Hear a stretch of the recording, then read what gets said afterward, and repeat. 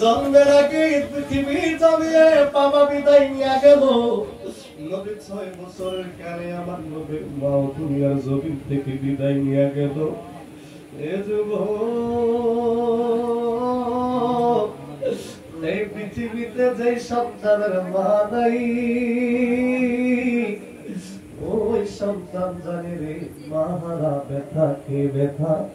আমি শামসুল আলম হুসাইনি, আমারও মা নাই। এই পৃথিবীতে মায়ের মতো দরদে আর কেউ নাই। যেদিন মায়ের লাশটা সাদা কাপড়ের ভিতরে ঢুকায় দিল রে, ওই দিন মনে হলো পৃথিবীর সব চাইতে বড় প্রাচীর, সব চাইতে বড় শক্ত প্রাচীর বুঝে ওই কাপড়টা রে বাবা। সাদা কাপড় পরাইয়া হাতে মাইরে শোয়াইয়া, তোমরা কই যাইতেছ লইয়া রে গ্রামবাসী, একটু দাঁড়াও মাইরে দেখি। নয়ন বইরা মাইরে দেখি রে গ্রামবাসী, একটু দাঁড়াও মাইরে দেখি। কত মিশিরাইতে ऐसा देखी बारी दे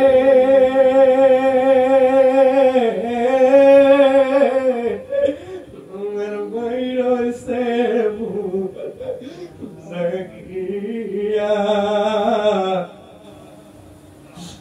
तुनी शिराइते ऐसा देखी बारी दे बैरो से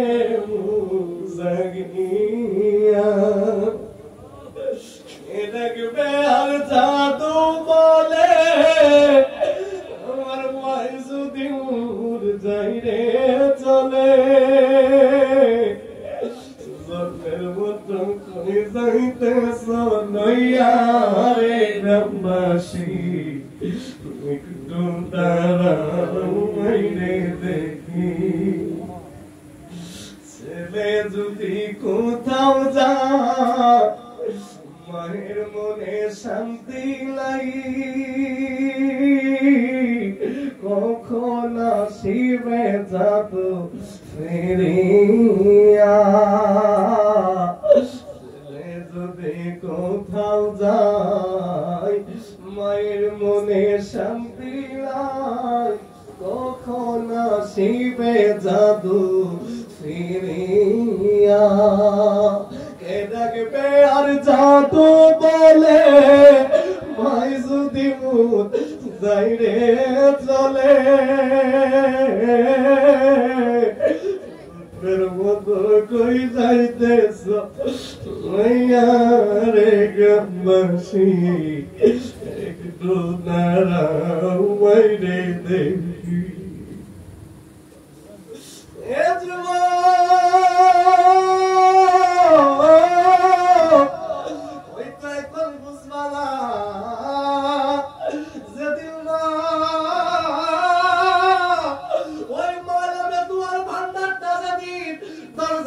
বন্ধ করে পৃথিবীর মায়া ছেড়ে চলে যাবে, ওই দিন বুঝতে পারবে যুবক মায়ের মতো এমন দয়াবান, মায়ের মতো এমন দরদি এই জগতে আর কেউ নাই। আমি শামসুল আলম হুসাইন হলফ করে বলতে পারি, আমার আল্লাহ সাক্ষী, আমি শামসুল আলমের তেমন কোন যোগ্যতা নাই। আমার এখনো সেই কথা কোনো কানের মধ্যে বাজে। আমি যখন ছোট ছিলাম আমার মা সেই দরকার শুনি মাত্র গুলো শুনতো, আর মারাতের বেলায় আমার গান কয়া ঘুম পাড়াই নাই, আমার মা গজল কয়া কয়া ঘুম পাড়াইতো।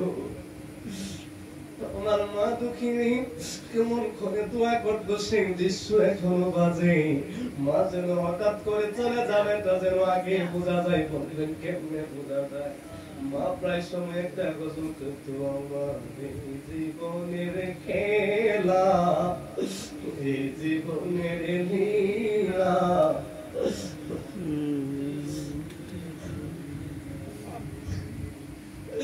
ওই দিন গুলি মনে হলে বড় কষ্ট হইয়া যুবক, ও যুবক, আমার নবী তো মাত্র 6 বছরের কানে নবীর আম্মা জানকে হারায় ফেললো।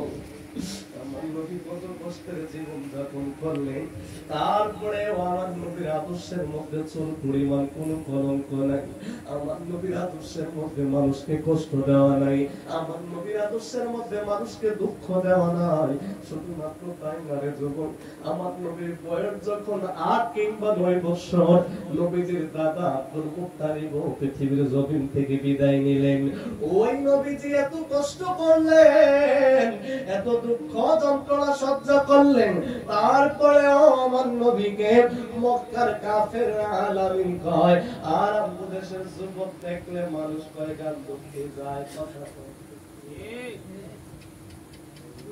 যুবক দেখলে মানুষ কয় নেশা করে যায়। যুবক, তোমার আদর্শ এমন হওয়া যাবে না, কারণ তুমি তো শ্রেষ্ঠ নবীর শ্রেষ্ঠ উম্মত।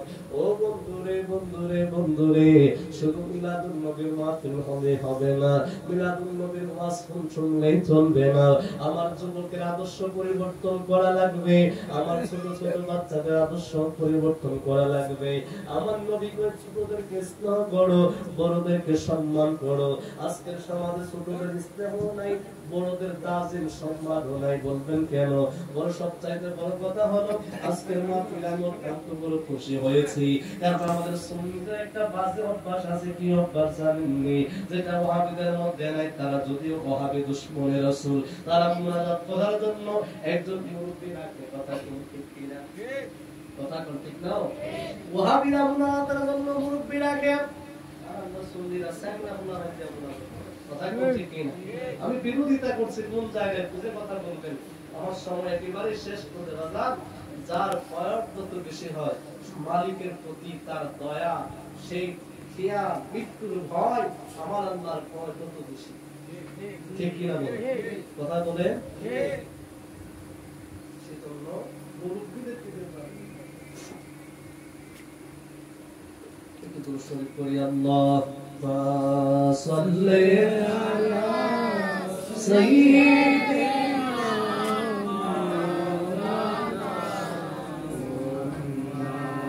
ওয়া আলা আলি সাইয়্যিদিনা মাওলানা। আমি বড় খুশি হয়েছি এজন্য আজকে পীর সাহেব হুজুর রাখি মুনাজাত পরিচালনা করবেন। আমাদের সুন্নিদের কিছু মাহফিলের কিছু নৈতিকতা পরিবর্তন করা দরকার। এর মধ্যে একটা নৈতিকতা হলো আমাদের প্রত্যেকটা প্রোগ্রামের ভিতরে এলাকার ভিতরে স্থানীয় যারা প্রবীণ আলেম থাকবেন, তাদের মাধ্যমে পদপক্ষে মুনাজাত করার চেষ্টা করতে হবে। এটা আমাদের আদর্শের মধ্যে পরিবর্তন আনা দরকার। কথা বলেন ঠিক কিনা? ভাইরা আমার, বন্ধুরা আমার, যেই কথা দেখে আমি আসছিলাম, আল্লাহর নবী ওই হাদিসটা বলে আছে তো নাকি? আমার নবী বলেন আল্লাহ আমাকে 5টা মর্যাদা বেশি দিয়েছেন। এর মধ্যে একটা মর্যাদা হলো আমি অল্প কথায় মানুষদেরকে বোঝাইতে পারি। 2 নম্বরে আমার নবী রাহমাতুল লিল আলামিন বলেন আল্লাহ আমাকে দ্বিতীয় আরেকটা মর্যাদা দিলেন, যে মর্যাদাটা হলো আমি ভয়ের মাধ্যমে সংশোধন করাইতে পারি। এজন্য আল্লাহ রাব্বুল আলামিন কোরআনুল কারীমের ভিতরে জান্নাতের কথা বলার আগে জাহান্নামের কথা আল্লাহ বললেন। আমার আল্লাহ রাব্বুল আলামিন ঈমানদারদেরকে বারবার বলেন, ও ঈমানদারের দলেরা, আল্লাহ কয় ইয়া আইয়ুহাল্লাযীনা আমানু তাকুল্লাহা হাক্কা তুকাতিহি ওয়া লা তামুতুন্না ইল্লা ওয়া আনতুম মুসলিমুন। আল্লাহ ঈমানদারদেরকে আরো সতর্ক করে দেয়, ইয়া আইয়ুহাল্লাযীনা আমানু তাকুল্লাহ, ও ঈমানদারেরা আমি আল্লাহকে ভয় করো, ওয়া কুনু মা'আস সাদিকিন, এবং সত্যবাদীদের সঙ্গে হয়ে যাও। আল্লাহ রাব্বুল আলামিন ভয়ের কথা এজন্য বললেন যে মানুষের হৃদয়ে আল্লাহর ভয় থাকবে, যে মানুষের হৃদয়ে মালিকের ভয় থাকবে, ওই মানুষটা আমার নবীর সাথে বেয়াদবি করতে পারে না। যে মানুষের হৃদয়ে আল্লাহর ভয় থাকবে, ওই মানুষটা সুদ খেতে পারে না। যে মানুষের হৃদয়ে আল্লাহর ভয় থাকবে, ওই মানুষটা ঘুষ খেতে পারে না। যে মানুষের হৃদয়ে আল্লাহর ভয় থাকবে, ওই মানুষ পিছনে মানুষের সমালোচনা করতে পারে না। যে মানুষের হৃদয়ে আল্লাহর ভয় থাকবে, ওই মানুষ মানুষের উপর জুলুম করতে পারে না। এই বছরের ভিতরে 770 এর উপরে মব সৃষ্টি করে মানুষদেরকে অত্যাচার করা হলো। মাথায় টুপি দিয়া, মুখে দাড়ি দিয়া, আমি হলক করে বলতে পারি তাদের মধ্যে আল্লাহর ভয় নাই। কথা বলেন ঠিক কিনা? একটা চিত্র আমি দেখলাম, ঢাকা জগন্নাথ বিশ্ববিদ্যালয়ের রেজিস্ট্রার, যার মুখের মধ্যে সুন্নতি দাড়ি, ওই প্রতিষ্ঠানের ভিতরে কিছু ছাত্র নামের বকাদেরা ওই লোকটার দাড়ি গুলোর মধ্যে ধরে ধরে টানছে, ওই লোকটারে এমন ভাবে লাঞ্ছিত করছে। বাবা, অপরাধ যদি হয় ব্যক্তির হতে পারে, অপরাধ করলে আমি শামসুল আলম হুসাইনি করতে পারি, কিন্তু আমার কাছে বড় কষ্ট লাগলো লোকটার দাড়ির মধ্যে ধরে তারা টান দিল। অথচ যে দাড়ি হলো আমার নবীর সুন্নাত। তাই যে ওই সকল ভাইরা যারা ইসলামের কথা বলেন, ইসলাম হেফাজতের কথা কয়, যারা সমাজের ভিতরে ইসলামিক হুকুমতের কথা বলে, অথচ তাদের কাছে একজন মুসলমানের দাড়ি নিরাপদ না, একজন মসজিদের ইমামের চাকরি নিরাপদ না, একটা মসজিদের মেম্বার নিরাপদ নয়, একটা মাজারের শেইখ নিরাপদ নয়। তার মানে বোঝা যায় তারা উপরে মধুর লেভেল দিয়া মানুষদেরকে বিষ খাওয়াইতে চায়। কথা বলেন ঠিক কিনা? আজকের সমাজ অধপতনের অন্যতম কারণ হলো মুরব্বীদের প্রতি আমাদের আদব শ্রদ্ধা চলে গেছে। আমরা যখন মাদ্রাসায় পড়াশোনা করতাম, আমাদের উস্তাদদেরকে দেখলে আমরা সাইকেল থেকে নেমে উস্তাদের পিছনে পিছনে হাঁটতাম। আর এখনকার ছাত্ররা উস্তাদ দেখলে সাইকেলের পেছনে একটু জোরে চালায়। কথা কোন ঠিক কিনা? আমরা দেখেছি আমাদের মুরব্বীদের সময় তখন ধূমপান করার একটা ফ্যাশন ছিল। কেউ যদি ধূমপান করত, মুরব্বী দেখলে সেটার ভেঙে ফেলে দিত। এখনকার যুবক পোলাপান মুরব্বীর সামনে যত বেশি ধুমা দেওয়া যায় তত বেশি গাড়াগিরি। কথা কোন ঠিক কিনা? আমাদের আদব চলে গেছে। যুবক, তোমার দুইটা পা দেবে, হাত দিয়ে বলি আল্লাহর রাস্তে আজকের এই মাহফিল থেকে নিজেকে পরিবর্তন করো, নিজেকে সংশোধন করো, মুরব্বীদেরকে শ্রদ্ধা করতে শেখো। আজকে আমরা সালাম দেওয়া ভুলে যাচ্ছি। অথচ সালাম দেওয়া মুসলমানের একটা নিদর্শন, আমার নবীর সুন্নাত তো বটেই, বরং সালাম দেওয়া একটা মুসলমানের শের আদর্শ। কথা বলেন ঠিক কিনা? সালাম দিলে অটু দোয়া হয়ে যায়। মসজিদের ইমাম সাহেবের কাছে হাদিয়া দিয়ে দোয়া চাইতে হয় না, পীর সাহেব হুজুরকে হাদিয়া দিয়ে দোয়া চাইতে হয় না। আপনি যদি পীর সাহেব হুজুরকে সালাম দেন, হুজুর যখন জবাব দিবে অটু দোয়া হয়ে যাবে। কথা বলেন ঠিক কিনা? কিন্তু আমরা সালাম দিয়া সস্তা দোয়া নিতে চাই না, টাকা দিয়ে কিনা দোয়া নিতে চাই। ওই টাকার দোয়া কবুল হতেও পারে, হতেও পারে। সালাম দেওয়ার মধ্যে যেই ব্যক্তি অহংকার মুক্ত, সেই ব্যক্তি আগে সালাম দেয়। আর আপনার হুজুর আমার আগে সালাম দেয়। আমি ইমাম সাহেব হুজুর আমার সালাম দিলাম, আমি কি লিখে সালাম দিতাম? এই আদর্শ আমাদের যুদ্ধের ভিতরে চলে আসছে। আল্লাহ এই ধরনের গুমরা আদর্শ থেকে, এই ধরনের অহংকার থেকে আমাদেরকে হেফাজত করুক। আমিন বলেন। আরো জোরে বলেন আমিন। শেষ এবার মূল সামারিটা বলে দেই। প্রথম নাম্বার হলো যারা তাওহীদি জনতা, আমার আলোচনার মূল কথাগুলো তাওহীদি জনতা যারা বলে আমার নবীকে বাদ দিয়ে, বলেন তারা কি ঈমানদার না বেঈমান? কথা বুঝা থাকলে বলেন ঈমানদার না বেঈমান? মিলাদুন নবী পালন করে কাফের যদি কবরের মধ্যে শান্তি পায়, তাইলে আমরা ঈমানদার মুসলমান নবীর মিলাদুন নবী পালন করে আমরা কি আল্লাহর হাবিবের জান্নাতি সুপারিশ পাইতে পারি কি পারি না? আর জোরে বলেন পারি কি পারি না? নম্বরে আমার নবী যদি বাবা হারা এতিম হয়ে, মা হারা এতিম হওয়ার পরেও আমার নবীর আদর্শ দেখে যদি মক্কার কাফেররা আমিন বলতে পারে, আমরা কি সেই নবীর উম্মত হিসাবে অন্তত পক্ষে এইটুকু আদর্শ ধারণ করতে পারি কিনা, যেন আমার চলন দেখে একটা মুখ যেন পিছনে না বলে অমুকের ছেলেটা ভালো না খারাপ, এই কথা যেন বলতে না পারে, সেই আদর্শ বলা দরকার আছে না নাই? 4 নম্বরে আমাদের সমাজে মুরব্বীদের প্রতি শ্রদ্ধা, ছোটদের প্রতি স্নেহ করা এবং সালাম আমাদের ইসলামের আদর্শ এবং নিদর্শন হিসাবে প্রতিষ্ঠা করা দরকার আছে না নাই? আরো জোরে বলেন আছে না নাই? সর্বশেষ কথা, কোন মুসলমান অপর মুসলমানকে গালি দেওয়া থেকে বিরত থাকবো, কারণ গালি দেওয়া এটা ইমানদারের আদর্শ নয়, এটা ফাসিকের আদর্শ। কথা বলেন ঠিক কিনা? কোন হাদিসে আসছে গালি দেওয়া মুনাফিকের আলামত। কার আলামত? বেশি বেশি গালি দেওয়া ঠিক আছে তো নাকি? বেশি বেশি গালি দেওয়া কার আলামত? মুনাফিকের আলামত। আল্লাহ আমাদের এই সকল কাজগুলো থেকে হেফাজত করে, সবাই বলি আমিন। আসুন নবীর দ্বারা একটু সালাম দিব। আসসালামু আলাইকা ইয়া রাসূল, সালামু আলাইকা ইয়া হাবিব, সালামু আলাইকা সালাওয়াতুল্লাহ আলাইকা হাবিব সাইয়্যিদি ইয়া রাসূলুল্লাহ,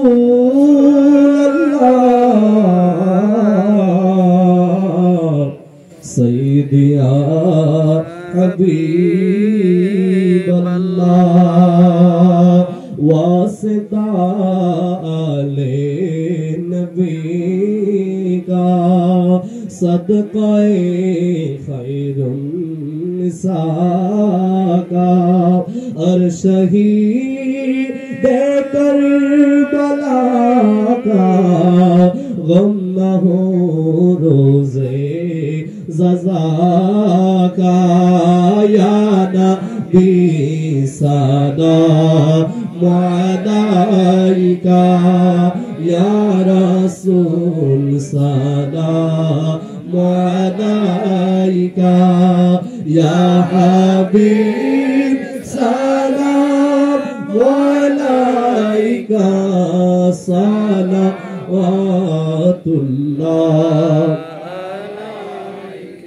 या शफीउल मुज़निबीन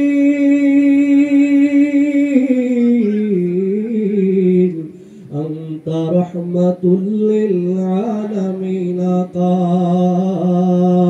अपनी जे नूरे नबी निखिलेर ध्याने छवि, अपनी ना एले दुनियाय आधारे डूबी तो सभी आना सलाम अलैका या रसूल सलाम अलैका या हबीब सलाम अलैका सलावतुल्लाह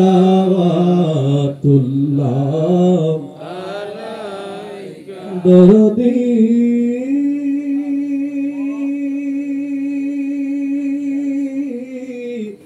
ओगो मायार नबीजी,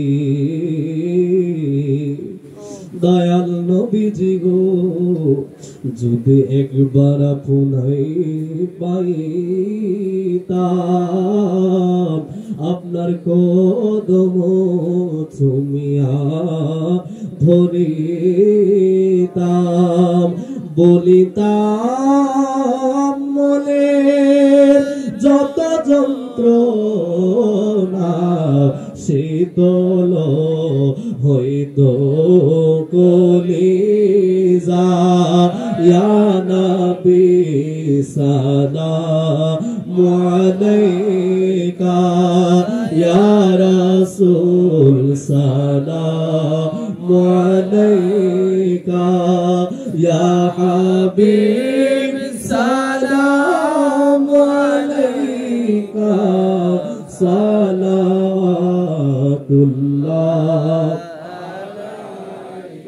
ইয়া ইলাহি सदक़ाए मिलादे रसूल, ये सलामी आज जानाए हो कबूल, मदीने की चाँद हजारों सलाम, मदीने की चाँद लाखों সালাম মদিনে কি চাঁদ করুণো সালাম মদিনে কি চাঁদ বেহুদো সালাম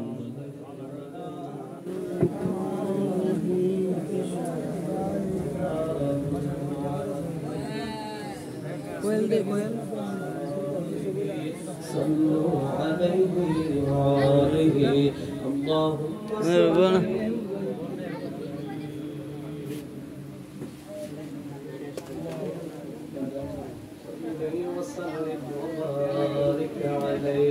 সকলে বলি আলহামদুলিল্লাহ আরেকটু জোরে বলি আলহামদুলিল্লাহ সর্বশেষ ওই ফুটবল হাদিসটা আখরিস দিনাকা ইয়াকফিকাল আমালুল কালিল তোমার ঈমানটারে খাঁটি করো অল্প আমল নাজাতের জন্য কি হবে জোরে বলেন না কি হবে যথেষ্ট হবে অবশ্য আমাদের দেশের কিছু ওয়াহাবি মুল্লাজে আছে এটি কেমন আকল দেখেন আমি দেখলাম আমাদের আমির হামজা চিনেন তো তার চিনেন নেই এতে ফাগল না ছাগল আল্লাহ জানে এগুলো এত বেশরম এত হায়া সারা অথচ লজ্জা হলো ইমানের একটা ভূষণ অংশ কথা বলেন ঠিক কি না এত বেশরম কেমনে হয় বলেন হুজুর কেন কারণ ইতের আলোচনা যত নায়ক নায়ক আছে এগুলো নিয়া তারপরে কত বড় জাহেল কত বড় জিহালতপূর্ণ কথা সে বলে যে গত 16-17 বছর নাকি জাহাঙ্গীরনগর বিশ্ববিদ্যালয়ের কোন আজান হয় নাই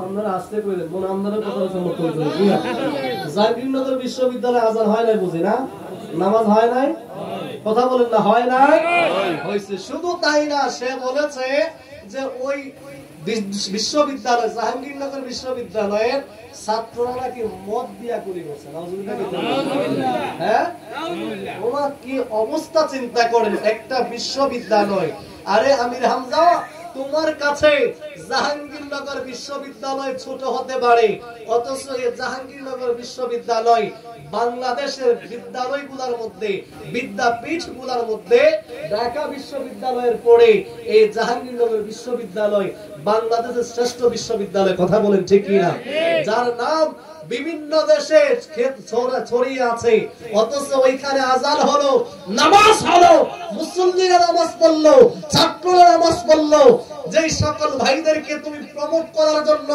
আজকে মিথ্যা কথাগুলো বলে সমাজে বিভ্রান্ত ছড়াচ্ছ ওই সকল শিবিরের ভাইরাও নামাজ পড়েছে তাইলে তুমি কাদের কি খুশি করার জন্য কি বলছো নামাজ নিয়ে যে ব্যক্তি মিথ্যাচার করতে পারে আযান নিয়ে যে ব্যক্তি মিথ্যাচার করতে পারে সেই ব্যক্তি কখনোই সভ্য মানুষ হতে পারে না আলেম তো দূরের কথা কথা বলেন ঠিক কি জোরে বলেন ঠিক কি এগুলো তো লম্পট এগুলো লজ্জা শরম কিছু নাই এত লম্পট এগুলো কারণ এদের চিন্তা চেতনা সব থেকে নিকৃষ্ট চিন্তা চেতনা আলেম হলে তো জেহালতপূর্ণ কথা বলতে পারতো না আলেম হলে তাদের চিন্তা ভাবনা থাকতো উৎকৃষ্ট কথাবার্তা আল্লাহ এই ধরনের জাহেল থেকে জেহালতপূর্ণ বক্তব্য থেকে আমাদের সমাজকে যুব সমাজকে হেফাজত করুক না আমিন আরে পাগলদারে আল্লাহ হেদায়েত দেখ জুড়ে কোন আমিন আরো জুড়ে কোন আমিন এই ছাগল আমির হামজা এগুলো থেকে আল্লাহ আমাদের যুবক ভাইয়াদেরকে তাদের ব্রেন হেফাজত রাখো কারণ অনেক যুবক তো এই পাগলের কথা শুনে যেদিকে দূর দেয়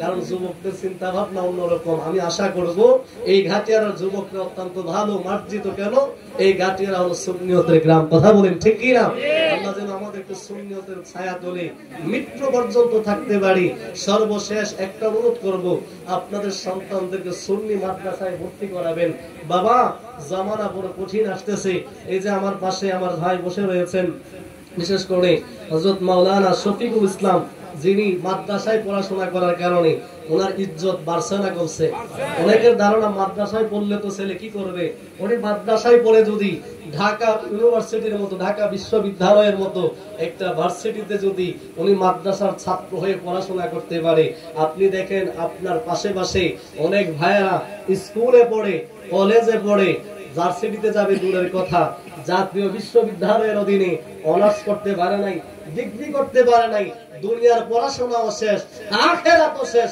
তার চরিত্রও শেষ আছে না নাই অন্ততপক্ষে এতটুকু বলতে পারি কোন ছেলে যদি সুন্নি মাদ্রাসায় পড়ে অন্ততপক্ষে মা বাবার সাথে খারাপ ব্যবহার করবে না কথা বলেন ঠিক কি না কথা বলেন ঠিক কি না মা বাবার সাথে উগ্র আচরণ করবে না মদ খাবে না সুদ খাবে না ঘুষ খাবে না এটুকু হলফ করে বলতে পারি যদি সে সুন্নি মাদ্রাসায় পড়াশোনা করে, আর ওয়াহাবির কথা বাদ দিলাম, তারা সদকা খায়, লিল্লাহ খায়, মিছা কথা কয়া খায়, এমন বহু প্রমাণ আমাদের কাছে আছে।